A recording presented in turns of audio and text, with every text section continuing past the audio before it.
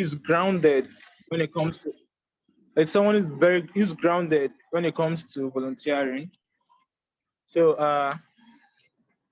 permit me as I introduce our speaker for today, who will be breaking down and telling us all we need to know about volunteering. So I'll be welcoming from Temitope Ben Ajakwe, but before then, I'll run through our profile so we can get to know whose voice will whose voice we'll be listening to in the next 40 to 45 minutes. So allow me to introduce her, and I go. From Temitope Ben Ajakwe is a pharmacist who currently works in public health consulting. Okay, sorry for the interruption. Before I continue, please can we mute ourselves so we don't distract this session? Yeah, thank you very much, Izukenen. Izuken. Thank you very much. So I'll start afresh in introducing our speaker for today. She is by name pharmacist Temitope Ben Ajakwe, who currently works in public health consulting.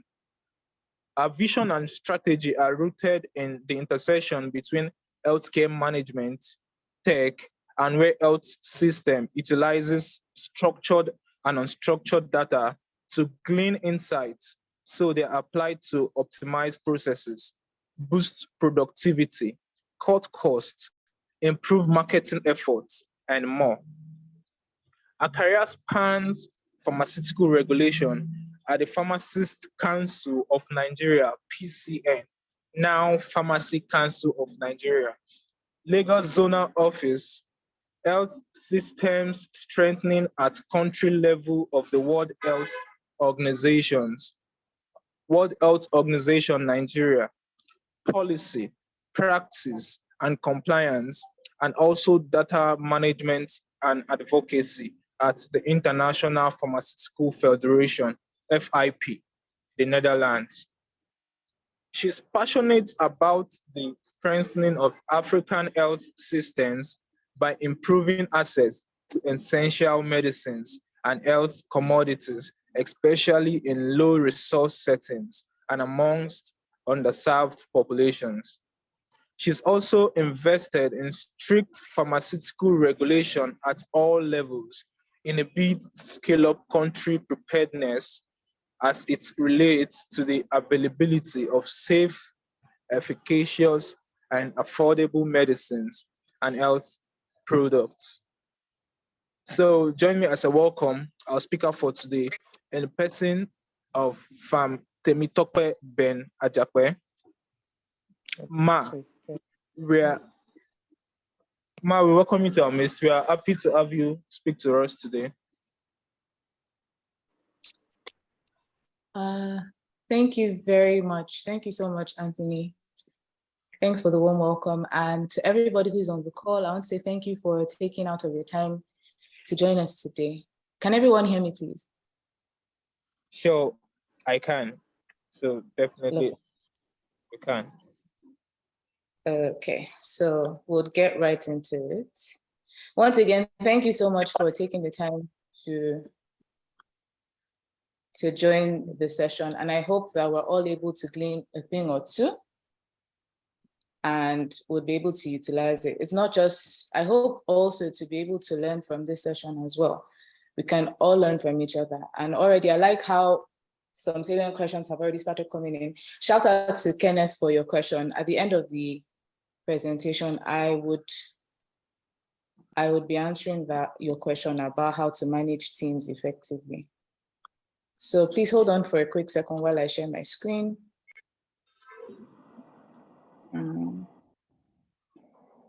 Stop share screen.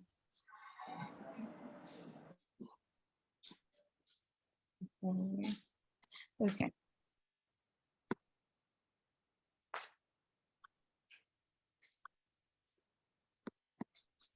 All right.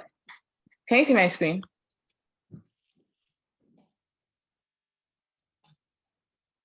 Yes, ma'am. We can see your screen, ma'am. Okay. Lovely. So we're set to go.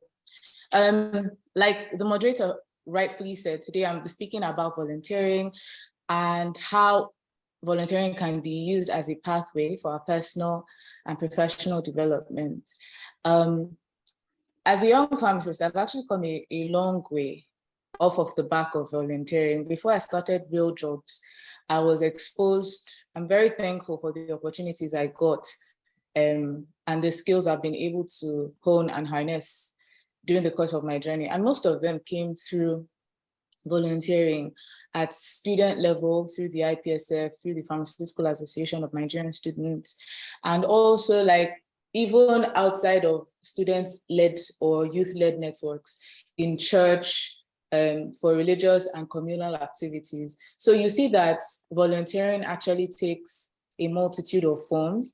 And for you to be here, I want to say, like, this is actually a great sport. Volunteering is usually mostly overlooked because a lot of people see it as unpaid work, which it is. But if you view it through the lens of developing yourself and actually expanding your network, you'll be surprised at the gains that it will get for you and your personal and professional development. So we've already introduced myself. I'm Temitope Benajepe. I'm a pharmacist. And for those of you who are interested in reaching out later on, or you might have questions that you don't want to take during this session, although I encourage us to ask questions, I'm easily approachable. You can find me on Twitter at Temi_Ben_Ajepe, Temi@Ben_Ajepe. All right, so really quickly, we would be talking about who a volunteer is. I would be talking to you about why you may want to become a volunteer, also how to become a volunteer, facts to remember about volunteering. And then I hope also that you can talk to me about your expectations for volunteering. And then I'll take questions and answers. I already have my first question, so any other questions are welcome. Right off the top of the bat, I want to say that, like I've already started by prefixing, sometimes a lot of people shy away from volunteering. I mean, a lot of people, if I stop and ask you now, what is volunteering to you? I'm pretty sure that I will hear a wide array of answers. I'm not going to do that because it seems that some of us have things that we're doing alongside this call, and I wouldn't want to pause and then prolong the time. I want to respect everybody's time because a lot of us are running to do other things. But I want to state categorically that while volunteering might be unpaid work, I want us to remember that it also offers a platform. And while it does, it's not necessarily about you. Yes, sure, there are definitely gains to consider when you volunteer. Of course, you want to develop or acquire a new skill, you want to hone that skill, or you want to meet new people, you want to expand your community or your network, or you basically just want to expose yourself to new ideas or new insights. Volunteering is a lot more than all of this.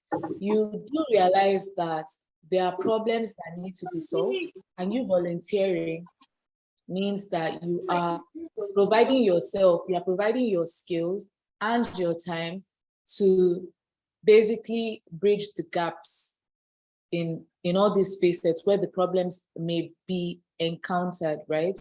So it's very important to note that, yes, volunteering does offer a platform, but a lot of the time, and yes, it can also be used to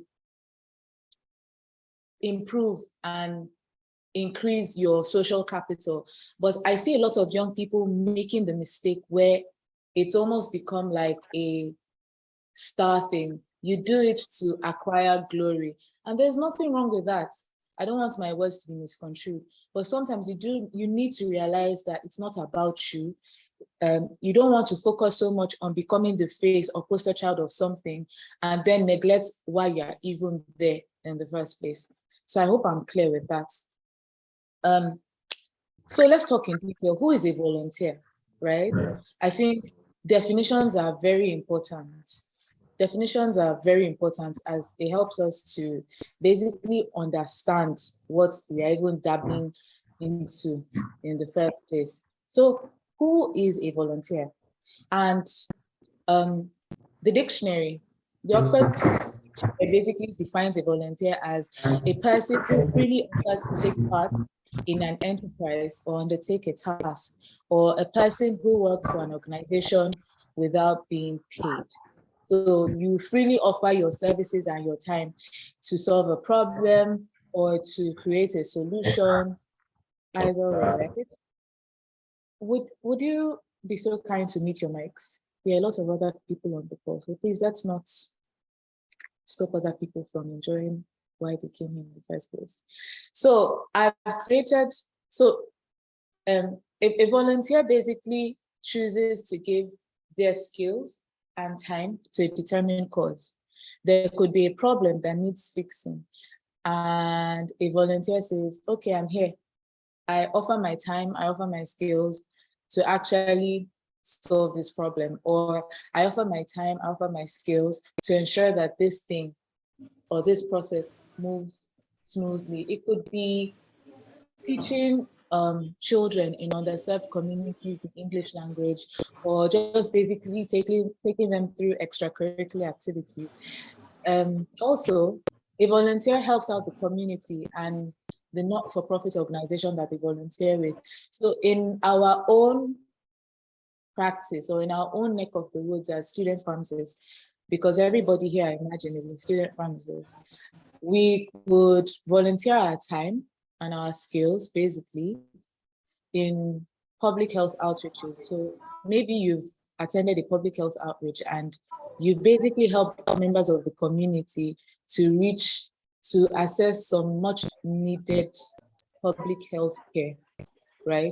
And you're not just helping that community. Whoever organized that outreach, for example, you have lended your skills and your time to help them to achieve their goals.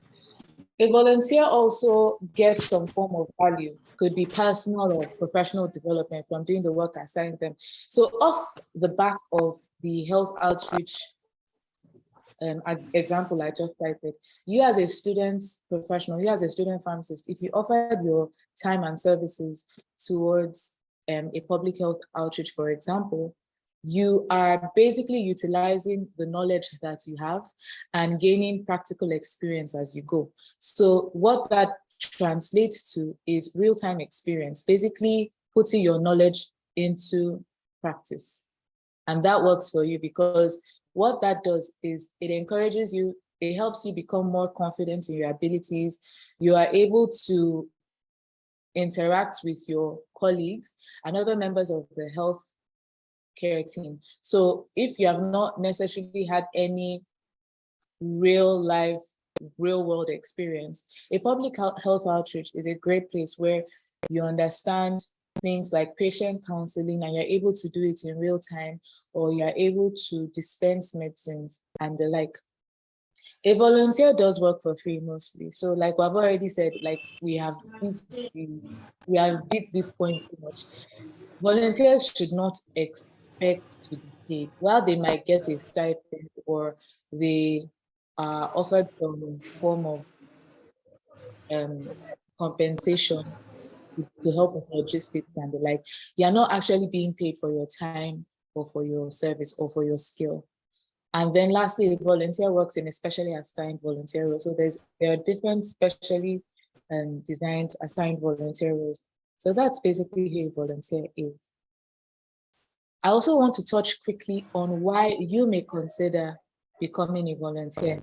And while I do this, I will also draw from my own personal experience, because I don't believe in just preaching to you about volunteering. I also want you to see what benefits accrue to volunteering.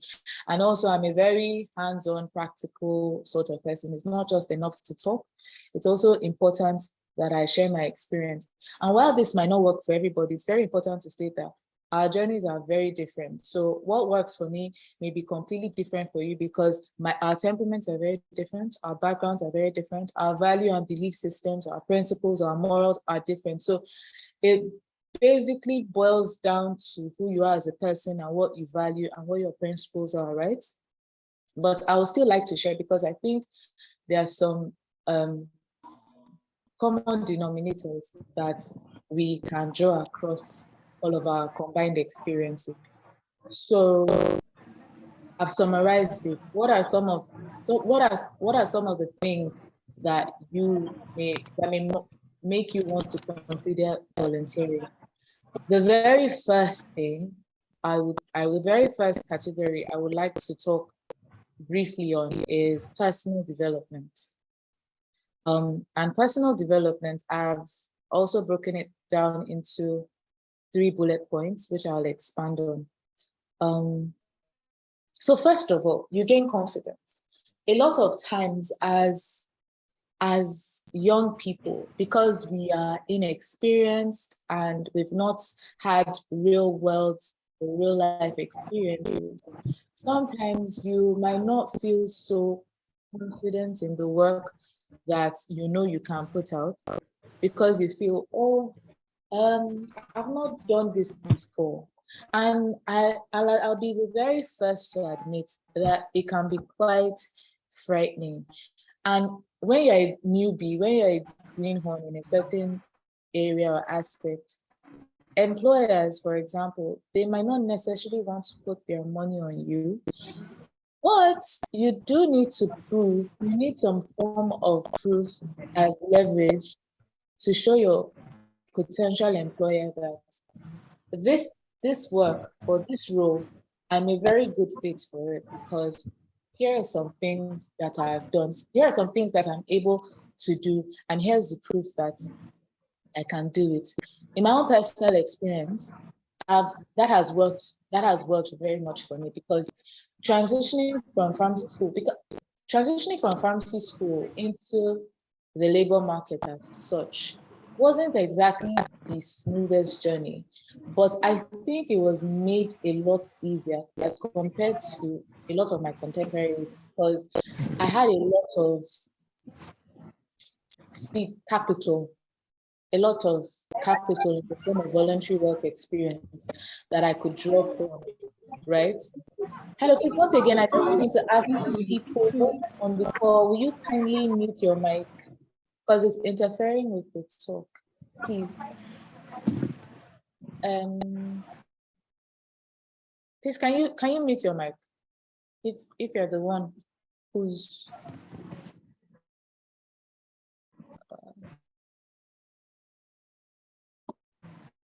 okay. Sorry, can the host kindly help me to mute this person, because it's kind of interfering with what I'm talking about. Anyway, so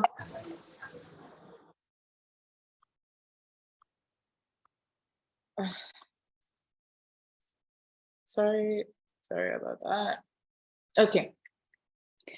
So I was talking about the fact that we're able to gain confidence.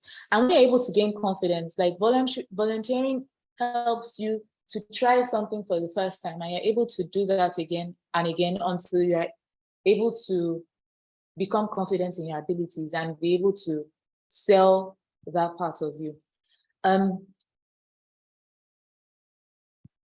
It also provides you with a sense of purpose, in that sometimes you don't necessarily, and it's okay, you're still very young, you're not expected to know what you want to do or how you want to go about it, because a lot of what's happening around you is very new. Nobody goes from 0 to 100 real quick. There's a process.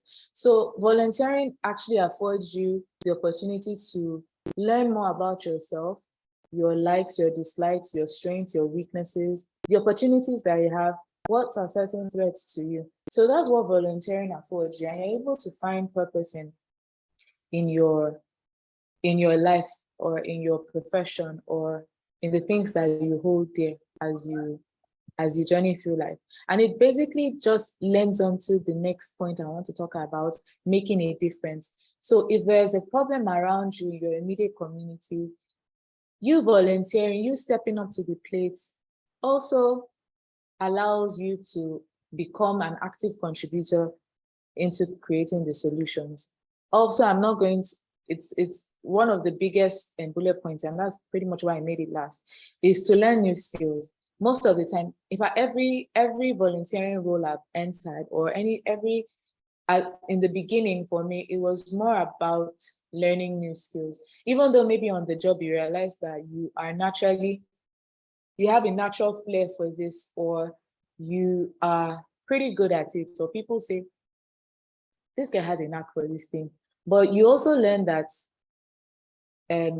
there's always room for improvement. And in the course of that, you're able to hone those skills, and you're able to even make it your own and put a spin on it, that when people are looking for maybe a more creative way to go about something, your name easily crops up. So then I'll move on to the social aspect, because nobody is an island. So when I say socials, this is where things like expanding your community comes in. You know how when you got into uni, maybe a lot of people, maybe you entered uni with some of your friends from secondary school. Yeah, I know that happens. But the great thing about university is that it exposes you to a plethora of other people. And if you don't actively try to become more involved with these people, either by working with them or by running projects with them, who are the people that you have in your arsenal, for example, when you graduate from school?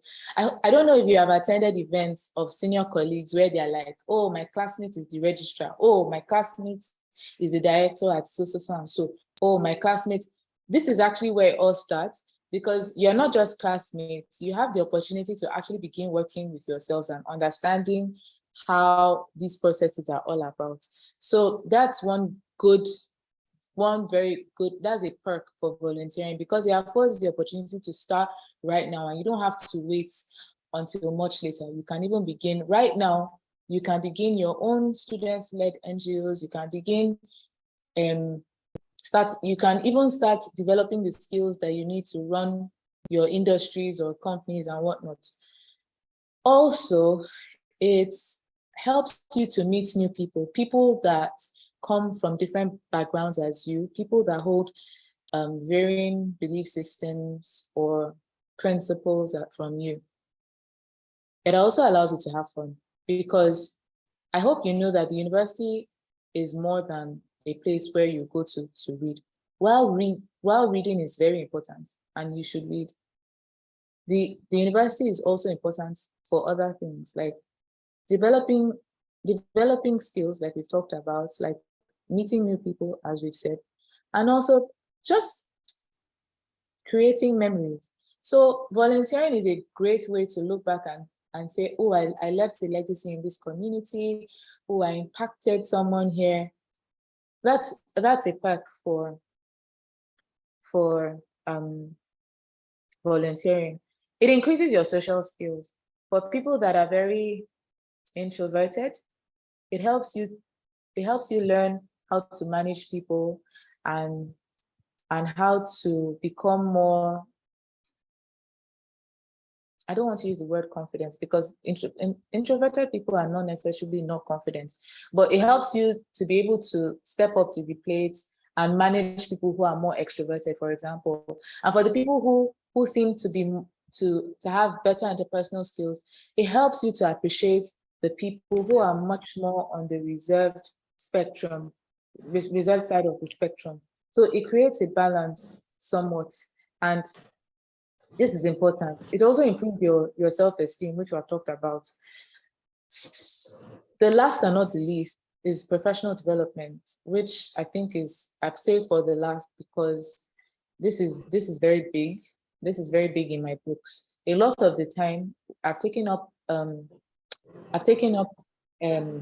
volunteering roles because I actually wanted to grow.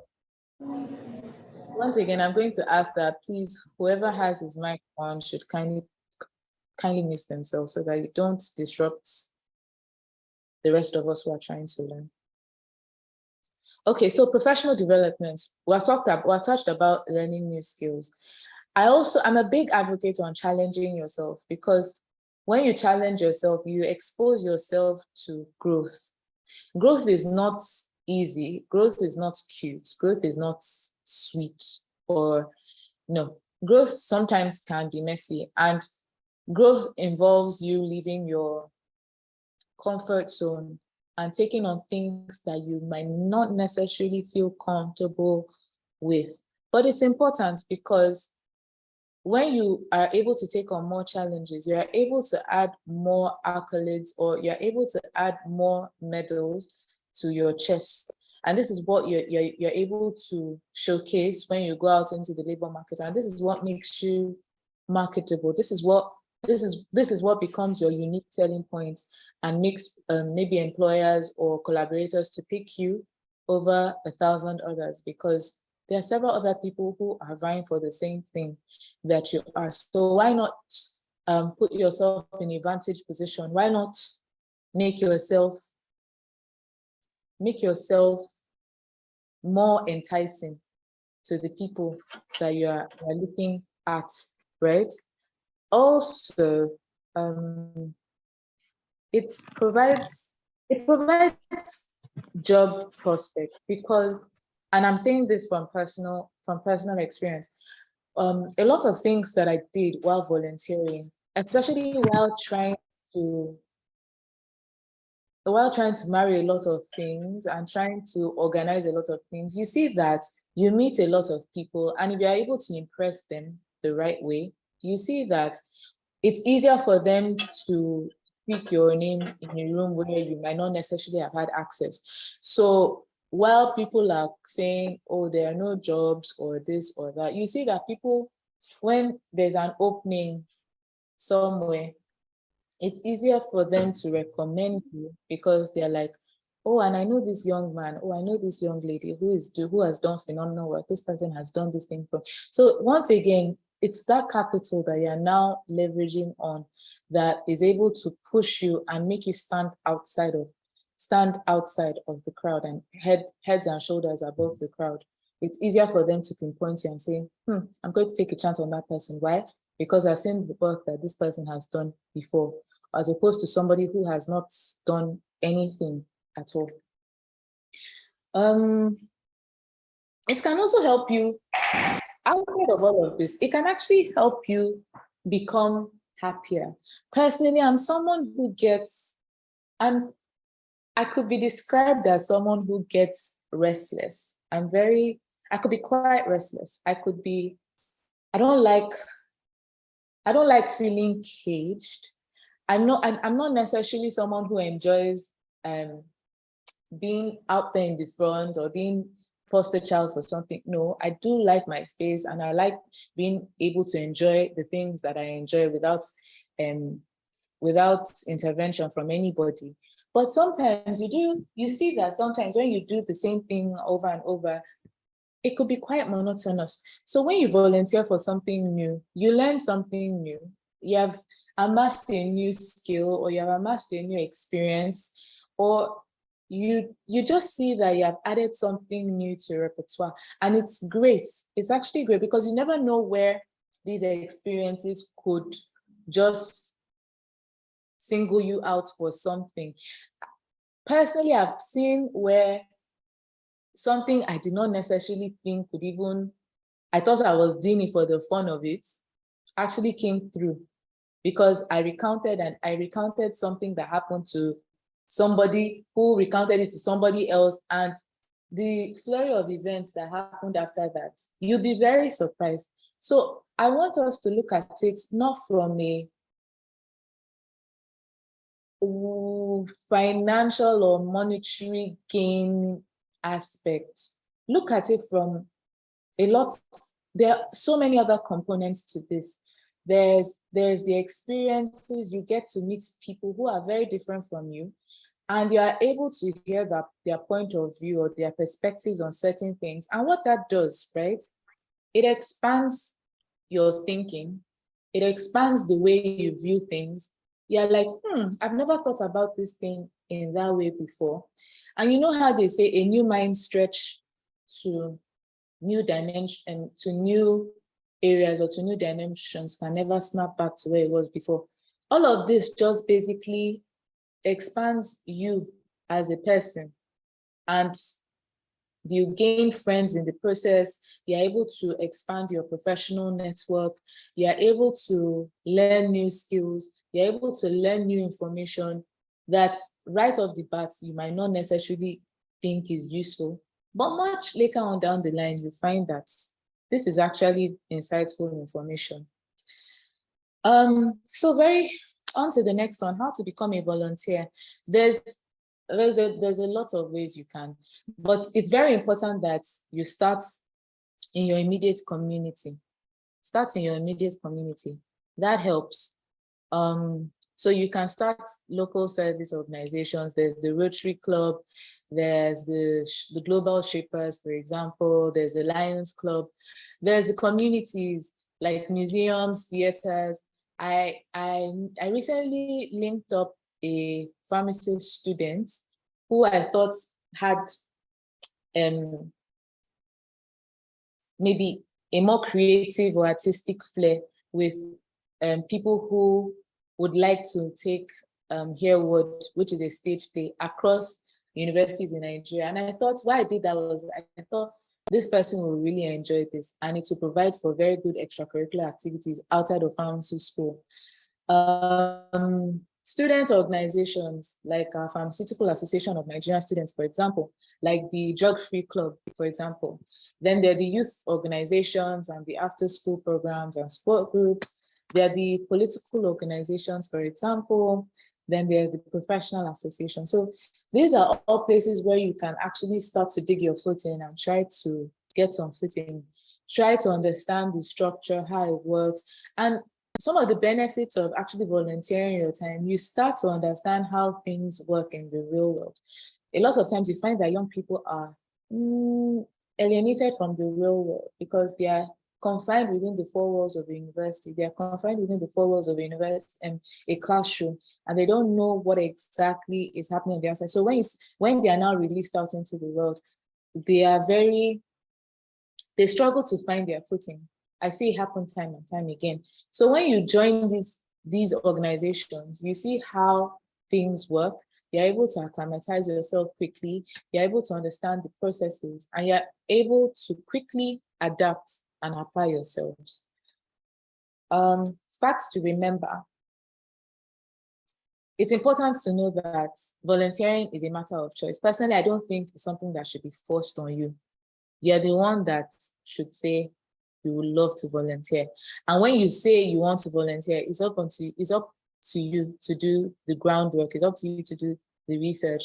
If you want to volunteer, for example, in a public health NGO, you need to go out and find public health NGOs around you. You need to find the kind of work or the specialties that they're interested in, the kind of work that they do.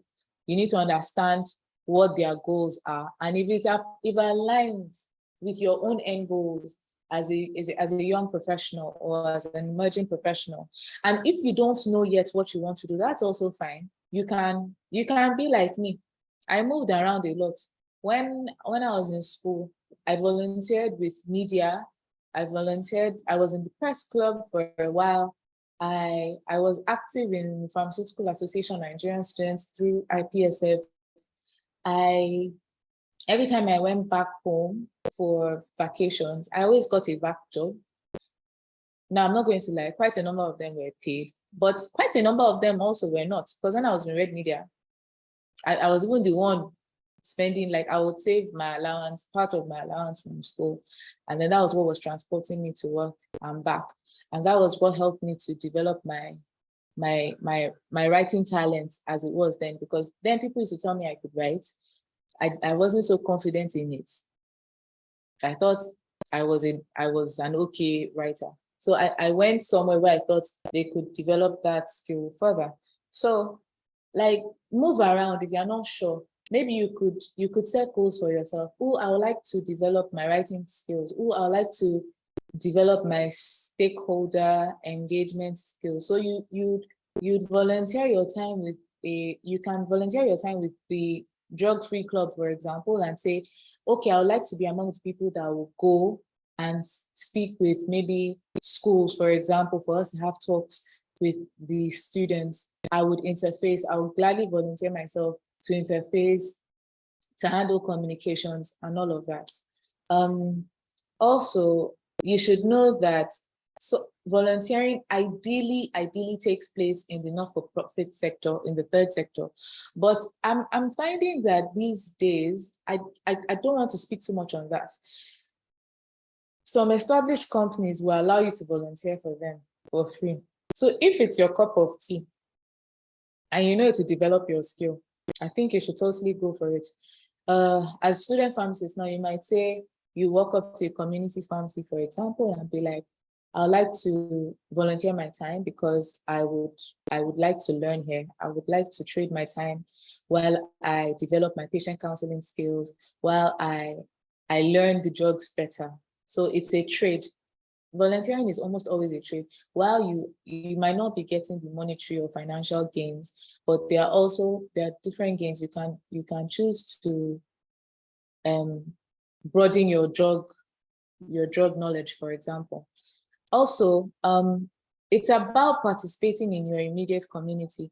A common mistake, would I call it a mistake, or something curious I've found about young people, for example, they always want to, I'm not invalidating anyone's dreams. People want to start out really big, which is good and which is fine and which is lovely, and I commend that. However, sometimes it's okay to start within your immediate community.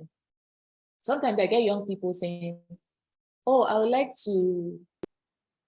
to intern with the World Health Organization, for example. And I'm like, great, okay, let me see your CV.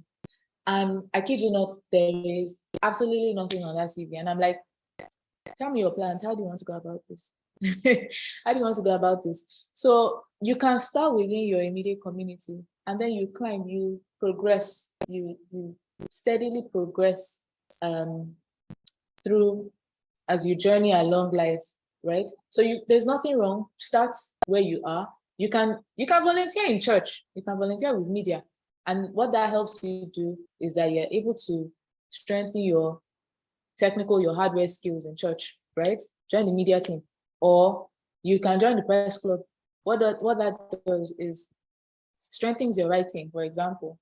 And you are able to differentiate between sensationalism and actually churning out facts and being able to raise awareness or help people to access the news or what's happening around them. Oh wow, okay. We already know that it's unpaid, but ultimately it should create positive change around you. No matter how small, you should be contributing to positive change, right? You should be contributing to positive change. Let it be that even when you contribute to like a beach cleanup or a community cleanup, you see that somewhere around you is dirty, and maybe it's basically a public health hazard. You and your friends, you get together, you say, you know what? Every Saturday from here on out, we'll go around school, we'll be cleaning gutters. And you see that not only is your environment more enjoyable to live in, you have actually reduced the potential public health hazards that could result, maybe cholera, for example, because with the rains comes the flooding, and with the flooding comes cholera and all of that. So just ensure that you are contributing to positive change, no matter how small. Lastly, you need to ask yourself, what are you trying to achieve in this role? Before, personally, and I've touched on this, but let me say it again. When you start to volunteer, when you decide that you want to volunteer, you need to ask yourself, honestly, what are you trying to achieve? And you know, I started, some people are looking for glory. Some people, their motivation is glory. Some people, their motivation is fame. Some people, their motivation is, I want to learn this. I want to learn this skill. Some people is, I already have this skill. I want to harness it further. So you need to be honest. Nobody else needs to know what your motivations are. Me, I'll personally tell you, like, if I'm doing something, nobody else needs to know. My motivations are personal. But when you commit to doing that thing, you should commit to doing that thing. Sometimes also I found that when you volunteer, you find that it's not necessarily the best fit for you. And you need to be honest with yourself to say, this thing is not working for me. And you respectfully reach out to your colleagues or the hierarchy or the supervisor and be like, I would like to leave, or I would like to step back from this. I would like for you to realign me in another role. Maybe I feel like my skills will be better suited to this role. Of course, you're not going to go there. You're not going to be an aggressor. You're not going to do this aggressively. And it will help your communication skills. It will help your interpersonal skills. You're able to actually critically assess, this thing is not working for me. You see that, oh, my time management is off. I need to find a way to be able to balance my academic responsibility, which basically is the crux of what you're all about right now, students. But you should be able to balance it in a sensible way with your extracurricular / volunteering activities, for example. So as we round off with this presentation, it's very important to ask yourself what your motivations are and what you're trying to achieve. I think being very honest with yourself is key. It's key. Let me just say that it's key. Being very honest with yourself. Are you trying, if you're someone that wants to do it for popularity, there's actually nothing wrong with that. If you want to be popular, that's fine. But you need to be able to sit down with yourself and say, I'm doing this because I want to be popular.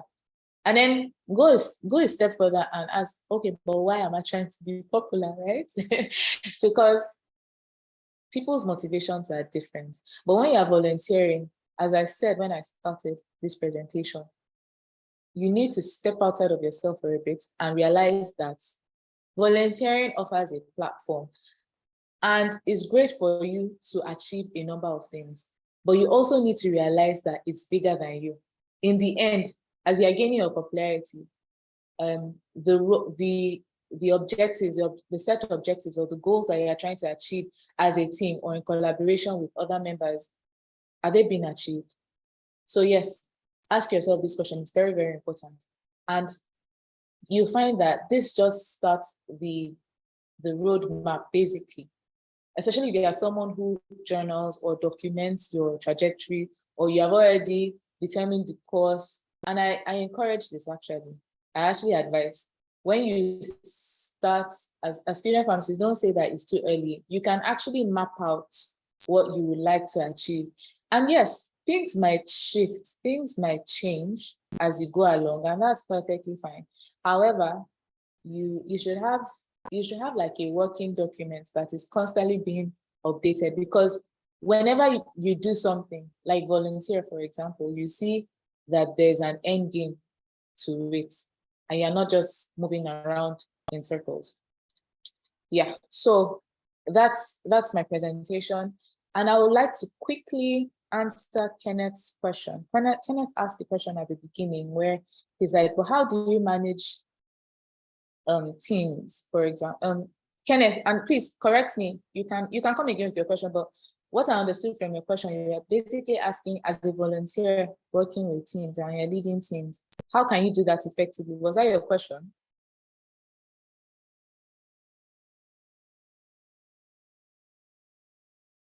Hello, can anybody hear me? Yeah, thank you. That was my question. Okay, all right. So that's a really good question. So I want to imagine that you've been volunteering for a while, right? And you didn't necessarily start out the leader of your team. But if you did, okay, we'll talk about that in a jiffy. However, if you see that working, when you volunteer, you inadvertently you work in teams, and that's the great thing about volunteering. It affords you the opportunity to work to develop your team building, or helps you become a better teammate, because you're all working towards a goal, an established goal, and all of you need to pitch in your efforts to ensure that that goal is achieved. So how do you manage maybe less effective teams? Because a lot of people come into volunteering thinking, I'm not being paid for this. So automatically it falls to the bottom of the pile. And this is how I've been able to manage that. Yes, these things happen. In fact, a lot of times people, sometimes I tend to shy away from leadership positions, because I'm like, okay, give me the one I will do, right? I can't necessarily be chasing people up and down to do what they should do. Like, give me my own work, let me do it, and then I'm responsible for that. But as a leader, you take on much more responsibility. In fact, when you're taking on a leadership role, sometimes you already know that a lot of times you are going to be doing quite a bit of the work, and it's just the honest truth. But however, I think that, engaging in open and honest conversations and actually getting to know who your teammates are and what makes them tick and understanding their strengths and weaknesses can also actually mitigate a lot of the problems that we encounter while working on teams in volunteering, for example. Even outside of volunteering, in the real workspace, for example, working with teams, even what happens in school. Let me not even go too far. In school, you guys have a group project. You realize that it's somebody that does the most work. There's somebody that never shows up at all. Then there's somebody that talks a big game but doesn't do anything. I'm sure that we have all encountered that in our different schools, in our different courses. It happens a lot. But how I've been able to manage this, for example, very early on, you need to understand the people that you're working with. And how do you understand them? By engaging them and then having honest conversations. What do you think you can manage and what do you think you cannot manage? And then having a timeline, let everybody agree to that timeline. And then you actually set not strict, you're not punishing anybody because last, nobody's getting paid. However, you need to actually sell as team leads. You're also chief evangelist, right? You're selling the message or you're selling the good news of the task or the activities that you need to get done for your goals to be achieved. So you need to sell it to your team members and you need to also collaborate, like you need to foster that collaborative spirit. If they need help, they should open up their mouths and speak, ask for help. A lot of people, sometimes it's not like they don't want to do the work. Sometimes they are struggling with something and all of a sudden they are making progress. They meet a roadblock. They feel, and then just like that, quickly, it goes downhill from there. And you're wondering, well, this person started out well. Is that the person started, he didn't have support and just freed it. So you as a leader, it's very important to have great interpersonal skills. Checking up on people actually is something that it's inevitable for you. You need to always consistently check on your team. You need to understand what their strengths. When you understand what their strengths are, so you're able to push what they're able to manage. When you understand what their weaknesses are, you're able to take it away from them and give to other people. Also, while you're trying to help them, you also want them to be able to surmount some of the challenges that they may be facing. So you want them to get better at overcoming their weakness, but it's a gradual process. So to answer your question, I think knowing for a fact, like you can't get angry. First off, you can't get angry. It's very frustrating, yes.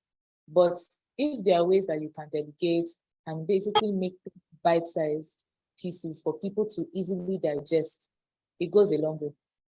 Kenneth, have I answered your question?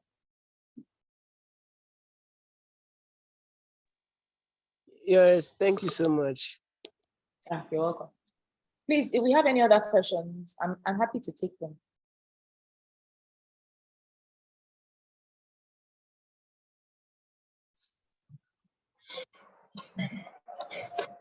Yeah, thank you, Fam Temitope, for the wonderful session. And I believe each and every one of us had one or two takeaway. So really appreciate the session. It was very educative. So while you were speaking, I actually had a lot penned down. So first of all, it started with we shouldn't volunteer. But as in, volunteering is not just about ourselves. It's not just about us. Yeah. So one question I have now is, the one actually gets 100% satisfaction when it comes to volunteering? There's this stuff that when your satisfaction, there's a law of marginal utility. There's always a point where you you get dissatisfied in whatever you are doing. So how do one manage this dissatisfaction that comes with volunteering? You know, the way you started is not the way it's going to be with you while you're still volunteering.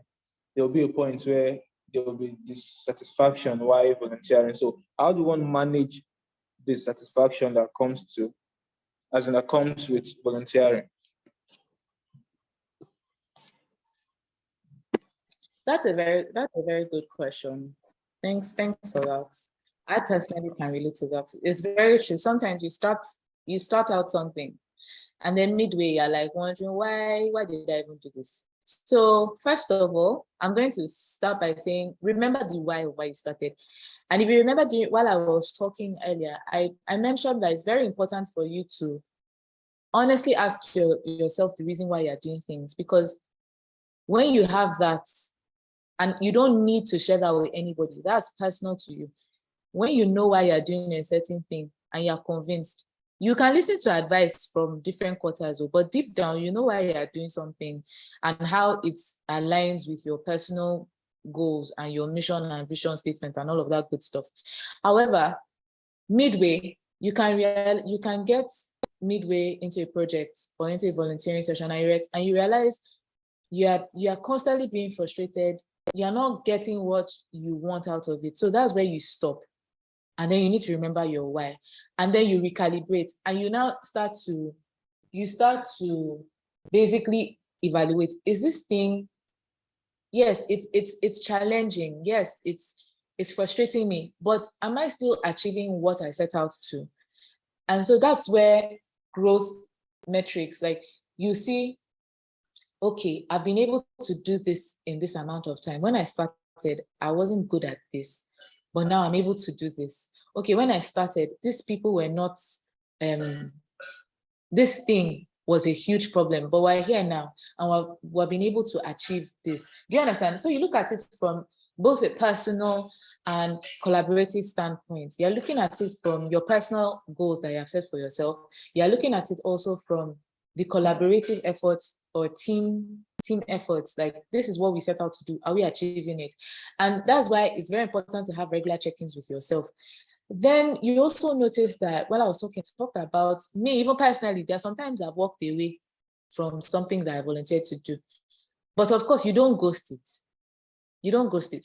Something might not be working. Something might not be working for you. That's when you now reach out to people on the team or a supervisor or the hierarchy, and you're like, this thing is not working.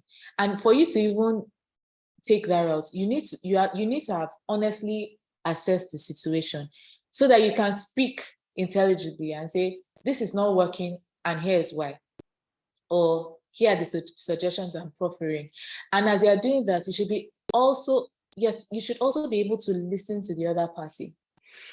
Do you understand? You should be able to listen to the other party. That other person might be bringing a fresh perspective, which you may not be privy to. So when you're able to mix and match ideas between yourselves, you now see, oh, okay, these are the challenges that we're facing, and these are some of the solutions. These are some of the ways we can go about surmounting these challenges. And then you see that the ride becomes a bit smoother. Sometimes it might be that someone else is not pulling their weight, right?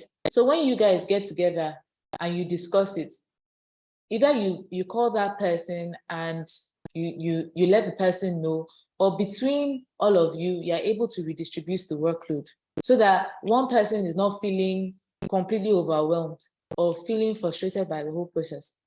So that's another way to go about it. But to answer overall, generally, to answer your question, if you're not feeling satisfied by something, satisfaction, I think, is relative.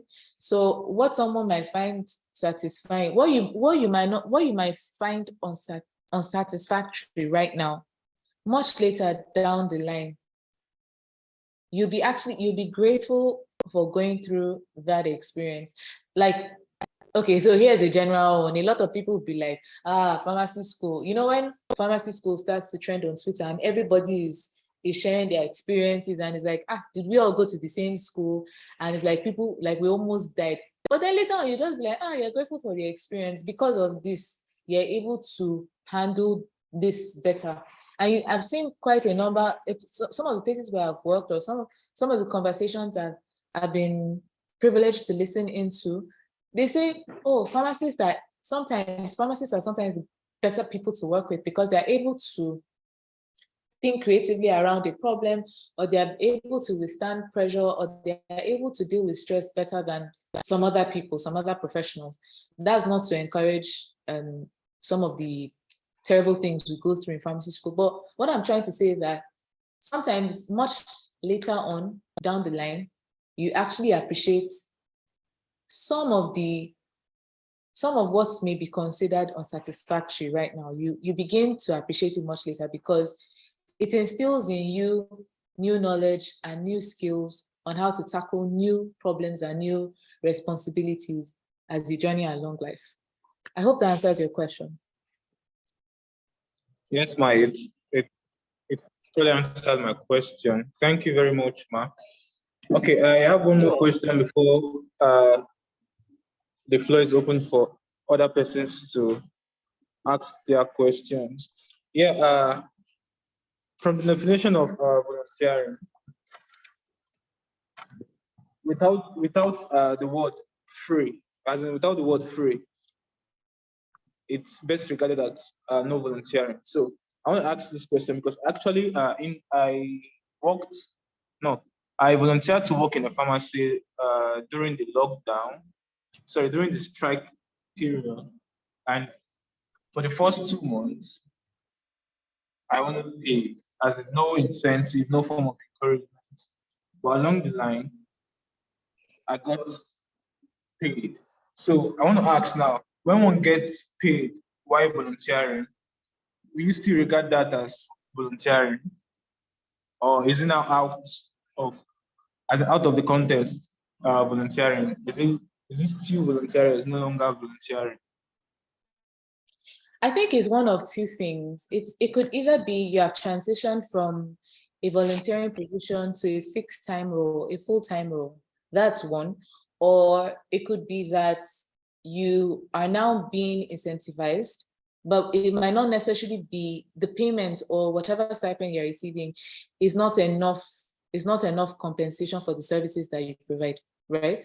So it might cover your compensation. So I don't know, when you say they paid you in the community funds, are they paying you, is it like to cover your transport? Is it to cover lunch? Now that could be to encourage you because you have started and they see your devotion and they see that you're committed to this. That could be something to encourage. That could be some form of incentive.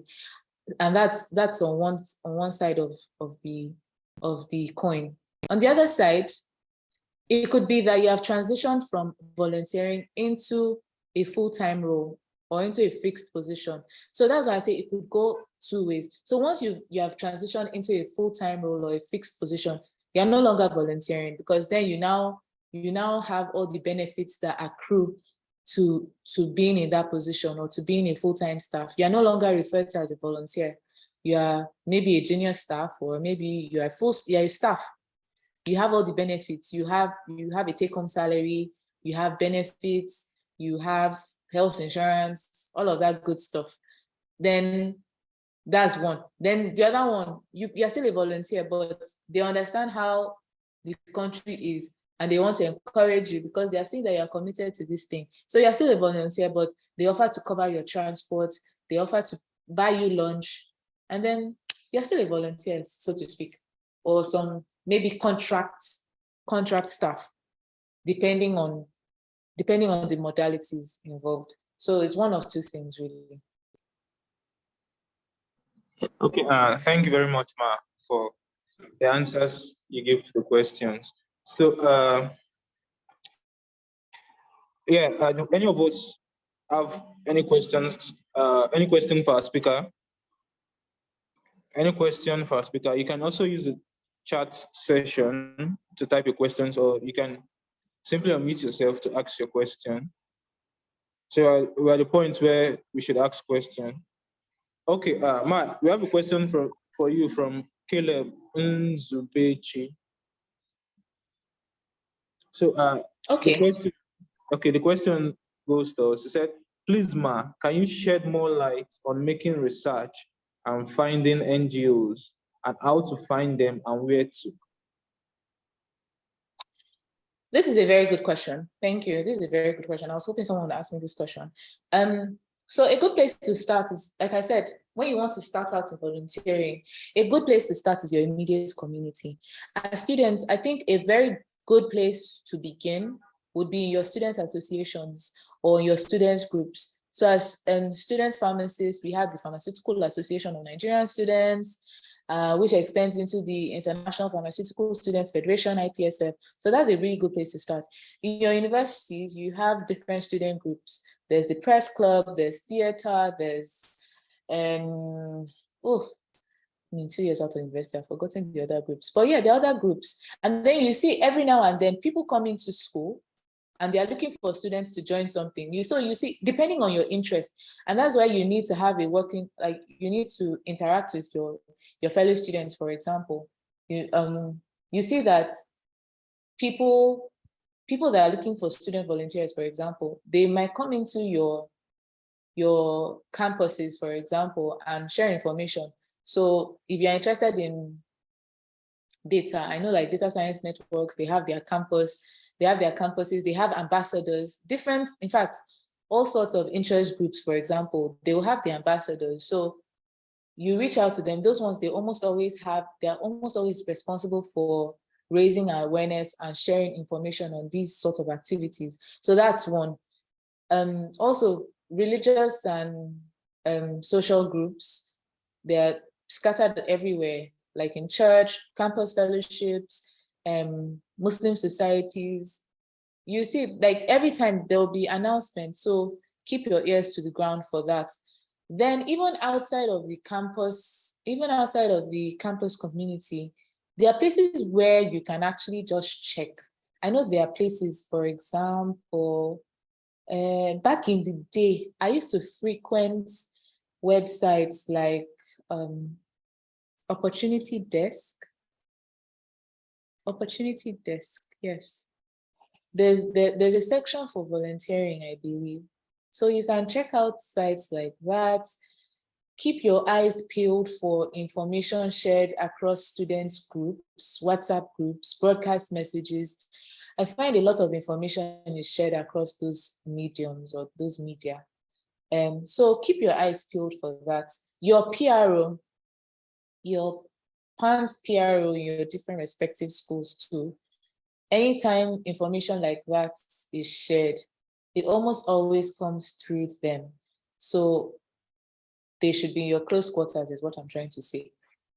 So yes, these are areas, these are avenues where you can actually find these opportunities. And even sometimes there are some I'm sure you will agree, there are some bubbling lecturers, there are some bubbling professors that when you get accustomed with them, they actually share opportunities. Like maybe they know people who want to work with the youth, for example. When you keep a good rapport with them, they actually recommend you for things. When I was in university, for example, my dean knew how I was so interested in certain things. He would recommend me for opportunities. He'll say, oh, so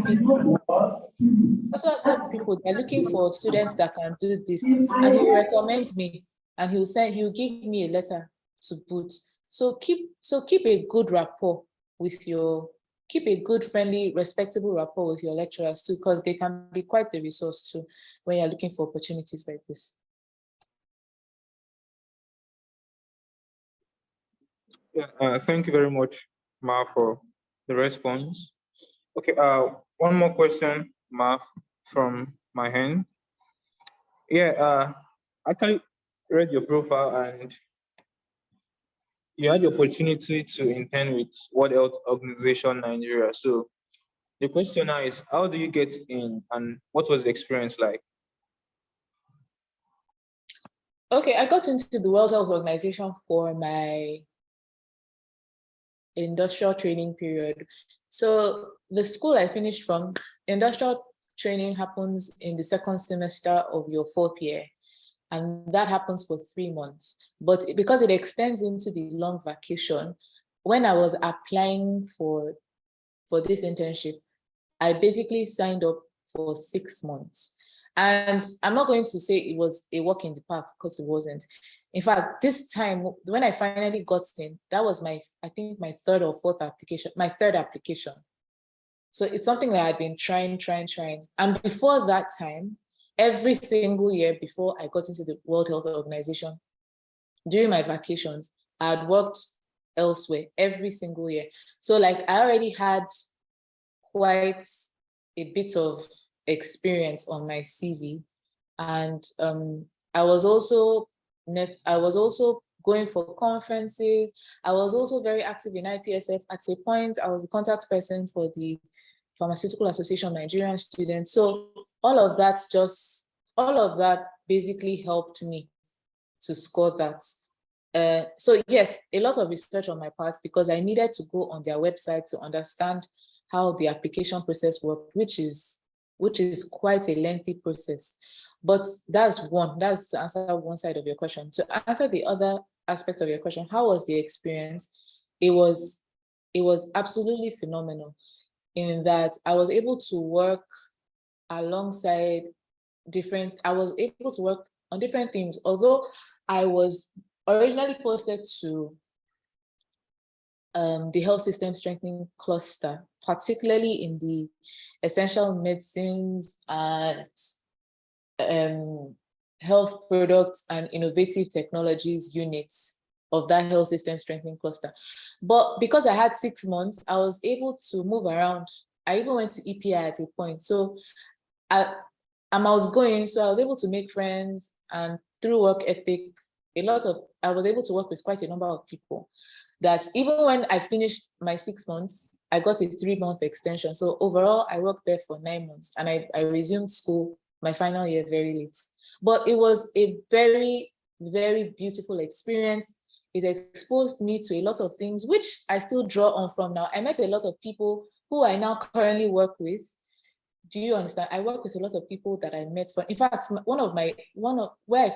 immediately I finished my internship when I graduated from pharmacy school, somebody that I had worked with, she didn't work with the World Health Organization, but because I had worked, while I was working with the WHO, I worked closely with her. Immediately I finished my internship, she just took me on there, and I started working with her. So you see so it was a very enriching, very life-changing experience for me. I learned a lot of things. I met a lot of people. I was able to expand myself. I was able to learn things. I was able to hone skills. So a very enriching experience. Totally recommend. Yeah, thank you very much, ma'am. Okay, I was about asking a question, but I think someone asked it, where you made mention of opportunity decks, as in where we can get volunteering opportunities. But that's opportunity decks. Do we get career-related opportunities on that platform? Yes. It's okay. Yeah, so that's the thing. You have to do your research.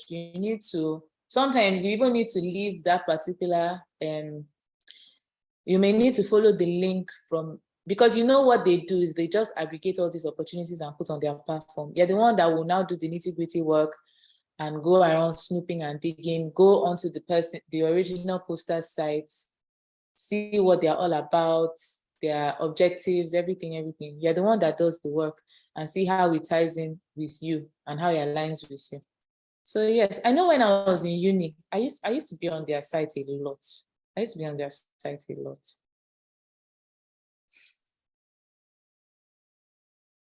You even see like things like Global Shapers or Rotary. Sometimes they'll have student challenges. So you guys can come together and form a team where you try to attack an identified problem. You create strategies, and then you're able to pitch your solutions for maybe funding so that you can actually go out and implement your solution. So yes, you depending on what your interests are, and also, yes, you can find professionally related opportunities on there.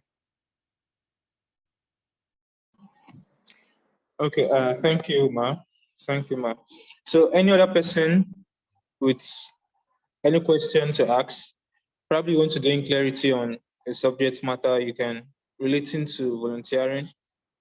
Now is the opportunity. So please, can we ask our questions? Feel free to unmute yourself to ask the question you want to ask.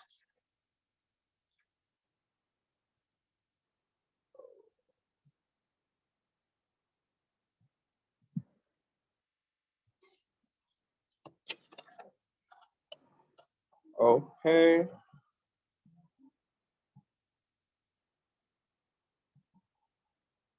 I think no one wants to ask any question. Probably we are satisfied with. Good evening. Okay. Good evening. I have a question. Okay, when we feel free. went for the strike, I started applying to different NGOs to work with them. So I applied to one NGO and they said they weren't taking students. That one was offline. I actually went to their office and asked if they were taking volunteers, but they said they weren't because I was a student and all of that. And then since I wasn't able to get that, I started applying to different NGOs online.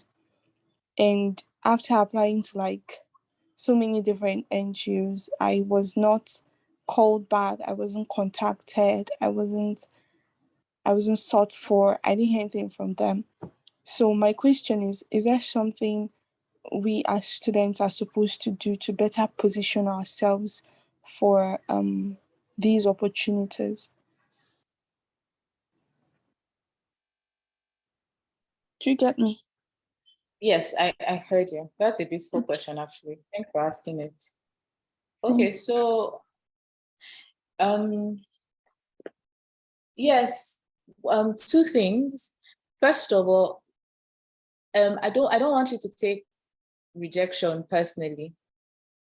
Sometimes a combination of factors could be the reason why eventually they did not reach out or why you were not picked for a certain role, even when it's volunteering. Some of these positions, they get quite a number of applications for, and like you rightfully mentioned, maybe they were not even looking for students at the time, right? So maybe it was, they were trying to attract people who had already completed school, for example. But kudos to you for trying to put yourself out there. Well done. To answer your question, how to better position yourself for these sort of roles, I think we've already started to touch on that, basically. And that's why I keep telling people, particularly students, because it's something personally I would actually like for someone to have told me while I was still in school. It's great, it's beautiful to think big and dream big and all of that. However, start where you are. Some of these NGOs, they already have, even for their field workers, when they put out a call for volunteers, by the time you actually start going through the CVs, and I'm saying this from a place of experience, because I've been opportune to go through CVs of people that were even applying for field work, or not like, anyway, you see, of course, they're going to want to take top talent. You might even see somebody with 2 masters. This is something that I've seen in real life, right? So that's why I started by saying, don't take the rejection personally. However, start where you are at your own level. Look around you. I wonder if maybe you're already actively involved in student-led work where you are, for example. It's something that you can start doing in the time being to put on your CV. And the way you're able to market yourself is also very important. The way you're able to articulate and communicate your skill set, the strengths that you have, and how you add value to whatever team you're joining is important. So yes, it's very important to bear that in mind. Don't take, and I have to say this again, don't take rejection personally. It might not even be about you, to be completely honest. Another thing I would advise, if you're able to request feedback, for example, that would also be good. It's if you can reach out to someone, and now it's a lot easier because we have social media and there's a plethora of ways that which we are connected. If you go on LinkedIn, you know someone, a recruiter, you're able to find a recruiter from that particular organization, for example, or wherever you found that opportunity. If there was a callback contact, you can reach out to that person and say, hi, you applied for this role at some points, and it would be nice if they gave you feedback, like what were they expecting? Is there a reason? What would they have done better? Like, looking at your application, what could you have done better? I've done it before. I got responses to some I did not. Then if you don't get a response, you move. If you get a response, great. You take that feedback and you incorporate it into your next one, right? So that's another way to help you recalibrate and streamline for the next, so that you are able to aim properly when next you apply. But then again, I know it sounds like I'm overflogging it, but really begin where you are. Begin where you are. It's very important, because a lot of people you see doing, it's like they're doing a lot of amazing things right now. I promise you, nobody started flying.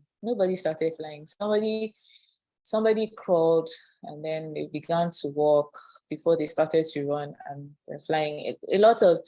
There's no overnight success as such. It's like they have been doing the same thing over and over for like 10 years, but then 10 years later, other people are now noticing the good work that they have done. So yeah, please be encouraged. Don't let that get to you. And while I'll say continue to step up to the plate, put yourself out there, don't take rejection personally. It happens. You move on. Yeah, that's what I have to say on that. Okay, thank you very much, Ma. I know we all Thank have a you. major takeaway. So I would love to use the session bus and type our major takeaway. For mine will still remain, let there be a strong reason behind your why. Guys, we should know our why. I know it very well. So I would love each and every one of us to type our major key takeaway on the chat session.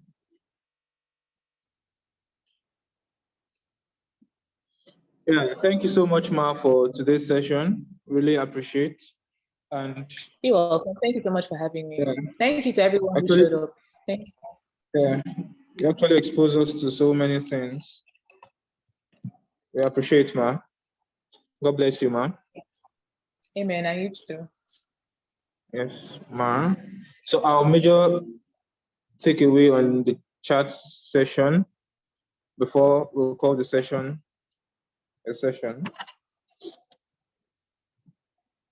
So keep it rolling, keep it rolling.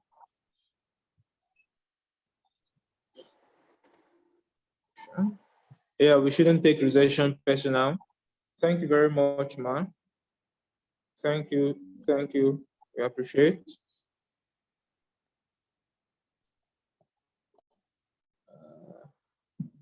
So with this,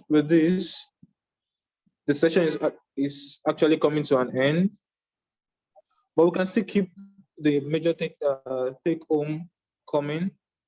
Keep the major take home coming. So we have from Chukwemeka, I said volunteering is critical in both personal, social, and professional development. From Gabriel Michael, he said always start from somewhere. Yeah, keep it rolling.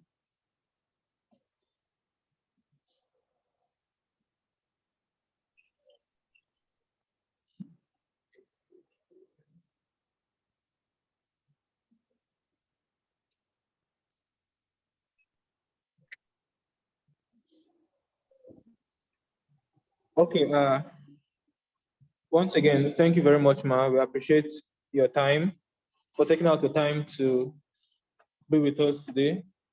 God bless. Do have a wonderful day. And you too. Thank you, Ma. Thank you so much. Yeah. All right. Thank you God so bless. much. All right. Bye. Bye, Ma. Bye, everyone.